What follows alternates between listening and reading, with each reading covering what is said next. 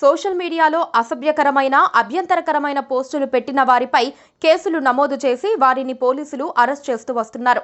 ఈ వ్యవహారంలో ఎక్కువగా వైసీపీ సానుభూతి పరుల మీదే కేసులు నమోదవుతున్నాయి. ఇప్పుడు డైరెక్టర్ రామ్ గోపాల్ వర్మ పైన కేసులు నమోదవటం హాట్ టాపిక్ గా మారింది.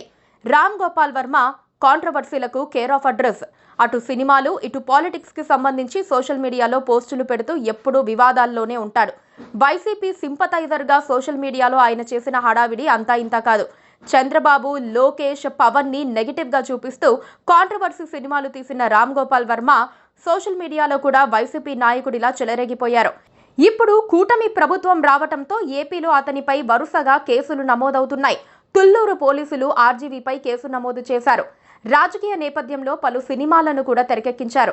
వైసీపీ హయాంలో జగన్ మెప్పు కోసం వైసీపీ లీడర్ల సొమ్ముతో ప్రతిపక్ష నేతలకు వ్యతిరేకంగా సినిమాలు తీశారు. నచ్చితే చూడండి లేకపోతే లేదు అంటూ రెచ్చిపోయారు. వైసీపీ అధికారంలో ఉండగా రామ్ గోపాల్ వర్మ చంద్రబాబు, లోకేష్, పవన్ కళ్యాణ్ పాత్రలతో తనకిష్టమొచ్చినట్లుగా సినిమాలు తీస్తూ వెళ్లారు.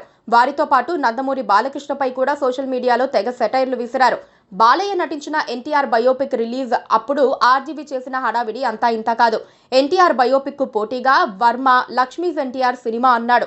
ఆ తర్వాత ఒక సందర్భంలో బాలకృష్ణతో రోజా దిగిన సెల్ఫీని ట్వీట్ చేసి బాలయ్యపై తెగ సెటైర్లు విసిరాడు. ఆ ట్వీట్లో అందమైన రోజా గారి పక్కన కూర్చొని ఆ ఫోటోను నాశనం చేసిన ఈ వ్యక్తి ఎవరో మీరు చెప్పగలరా అంటూ మరో ట్వీట్ చేసిన ఆర్జీవీపై బాలయ్య అభిమానులు అప్పట్లో తీవ్రంగా మండిపడ్డారు.